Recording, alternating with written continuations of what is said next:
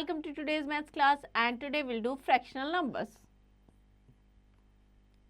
So fraction क्या होता है? Fraction means part of a whole. किसी एक पूरी चीज को हम इक्वल पार्ट में डिवाइड करते हैं तो ईच पार्ट जो हर एक पार्ट है वो उसका एक फ्रैक्शन होगा होल का. क्लियर? सो हम इन्हीं नंबर्स के बारे में चैप्टर में पढ़ेंगे. First will start with the warm up activity. The fraction is a part of the whole thing or a collection. 6 friends went to a restaurant to eat pizza. They asked the waiter to divide it into 6 equal parts. So 6 जो friends है वो restaurant में pizza खाने के लिए गए. उन्होंने waiter से कहा कि इसको 6 इक्वल पार्ट में डिवाइड कर दो. So each of them will get, because 6 है 6 इक्वल पार्ट है तो 1. 2 ऑफ देम विल गेट, अगर 2 की बात करें तो क्या करेंगे 2/6. क्लियर? यानी 1/3. Clear? So you have already learned about the 1/2, whole, 1/4 and whole. Let us revise it. हमने फ्रैक्शन पहले भी पढ़े हैं कि 1/2 क्या होता है, 1/4 क्या होता है, होल क्या होता है, ये सब चीज़ें उसी को आगे रिवाइज करेंगे. First 1/2 of the whole. If an object is cut into 2 equal part, किसी एक पूरे होल को हम 2 इक्वल पार्ट में डिवाइड करें या कट करें तो ईच पार्ट क्या कहलाएगा 1/2 या 1/2 of the whole. It is written as 1/2. Like अगर इस सर्कल को देखें 2 इक्वल पार्ट में तो हर एक पार्ट किसको रिप्रेजेंट करेगा 1/2. सेम इन सभी में 2 इक्वल पार्ट में डिवाइड किया है so each part will represent 1/2 या 1/2. नेक्स्ट 1/4 और द क्वार्टर. 1/4 को हम क्वार्टर भी कहते हैं. Means if an object or the figure is divided into 4 equal parts, so each part किसको represent करेगा 1/4 को. Like yes, सर्कल को 4 equal part में डिवाइड किया तो each part किसको 1/4 को represent कर रहा है. Clear? Next is practice time 8.1. Shade 1/2 of the each of the following. 1/2 means किसी एक होल को 2 equal part में. So किसी भी एक पार्ट को आप कलर कर दीजिए, that will represent 1/2. Any one part that will represent 1/2.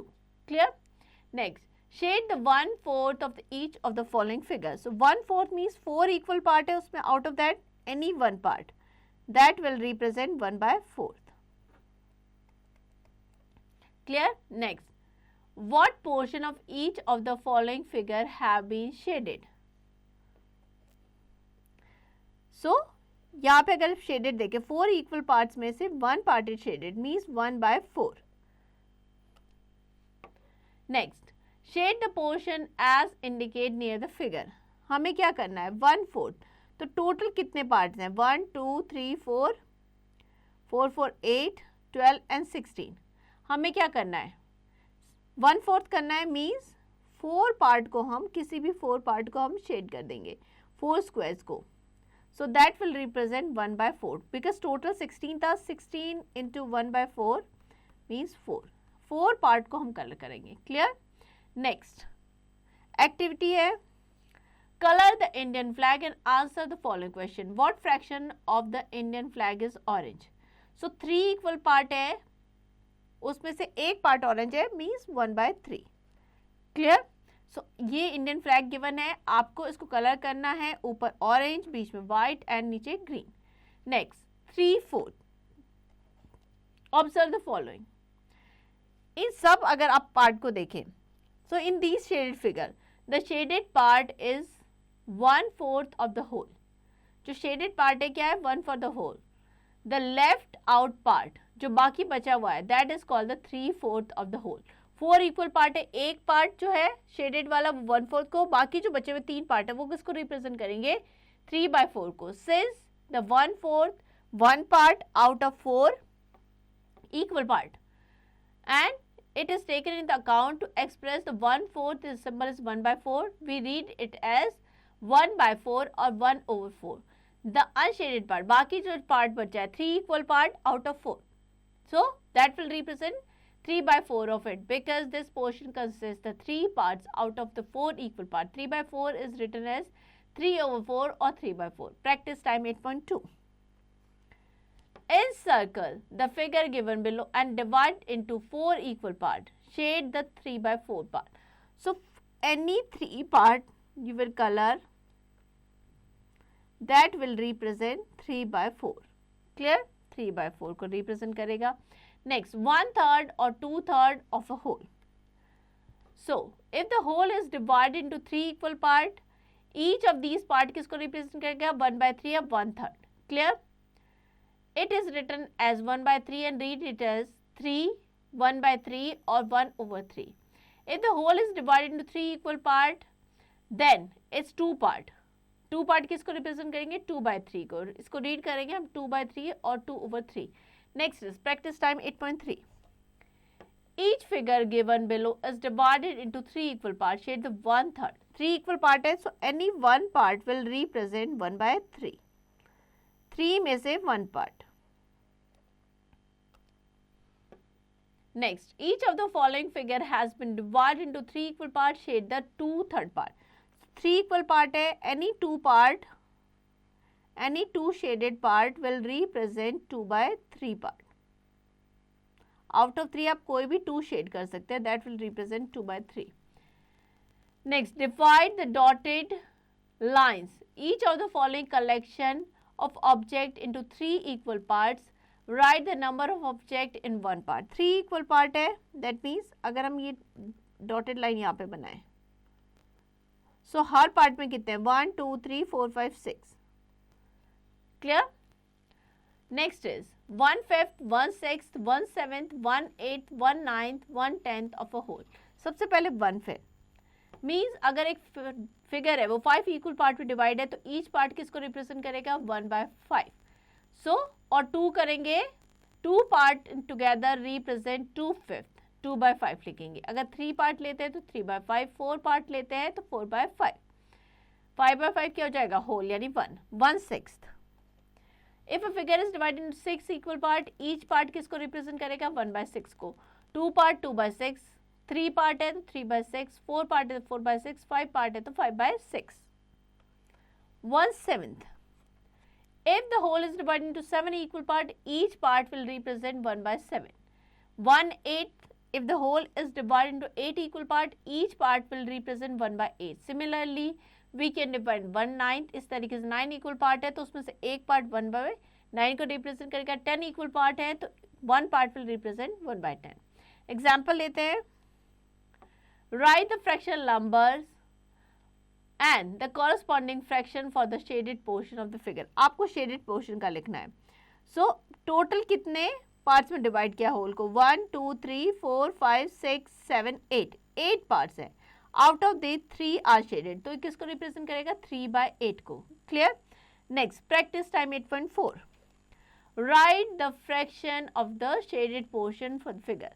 So how many equal part? 1, 2, 3, 4, 5. Out of the 3 are shaded. So किसको represent करेगा? 3/5.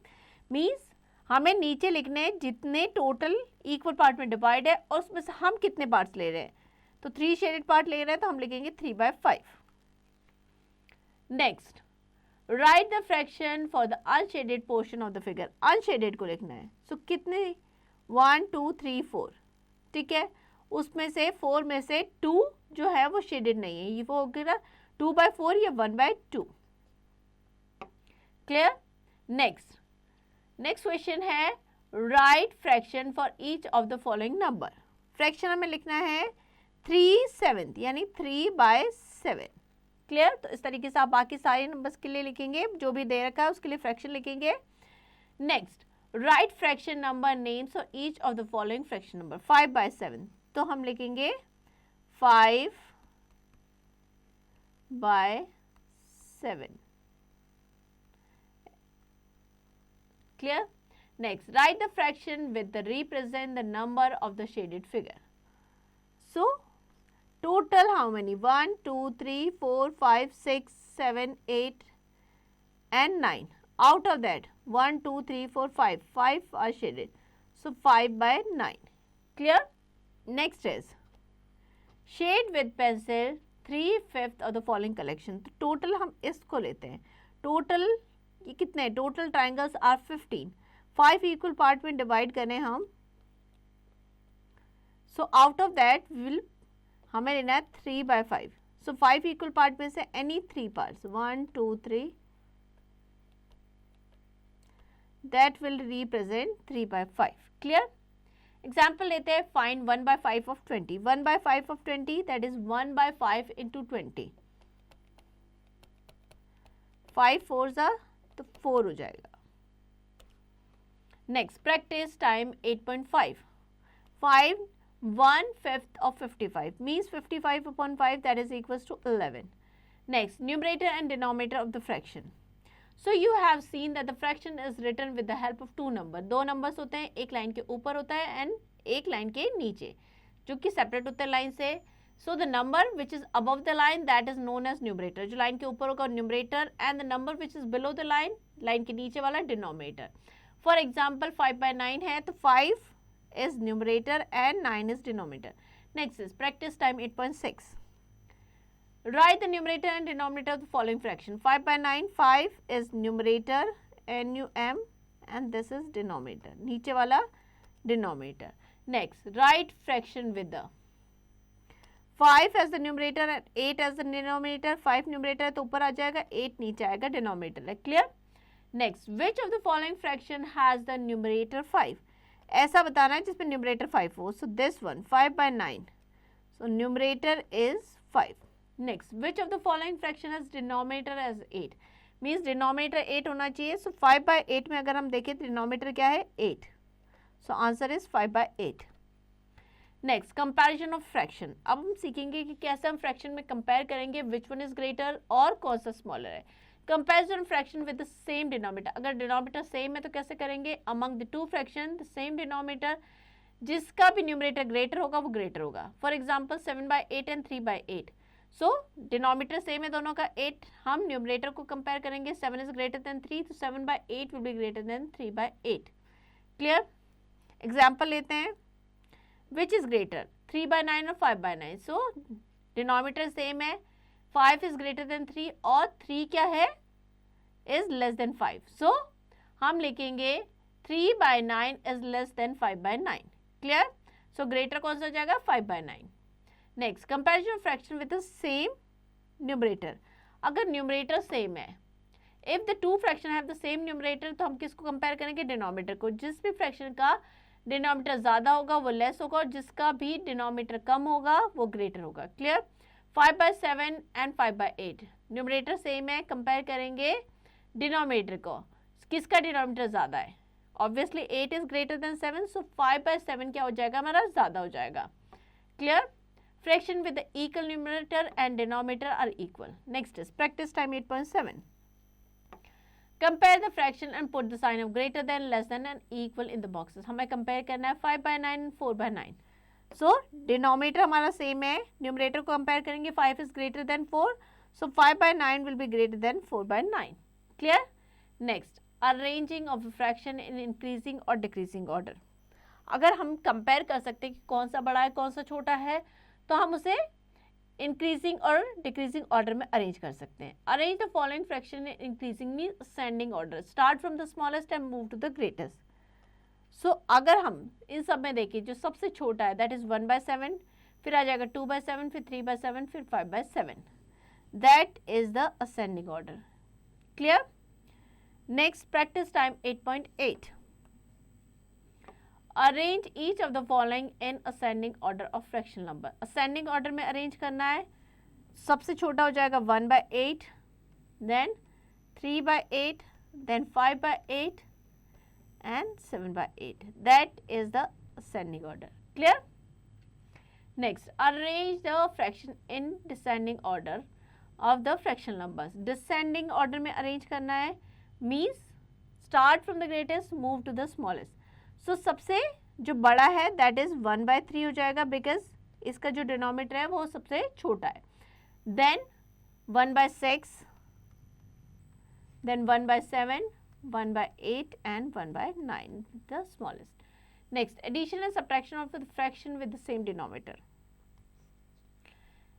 We can add the fraction with the same denominator by adding their numerator. हम क्या करेंगे? Simply उनके numerator को add कर देंगे और जो common denominator है उसको नीचे लिख देंगे. Clear? Suppose we have to add 3 by 7, 2 by 7 and 1 by 7. तो add करेंगे. सबसे पहले हम numerator को add करेंगे 3 plus 2 plus 1 और common denominator क्या है? तीनों का same 7. 6 by 7 is our answer. Next is practice time 8.9. Evaluate 2/7 plus 1/7 plus 3/7.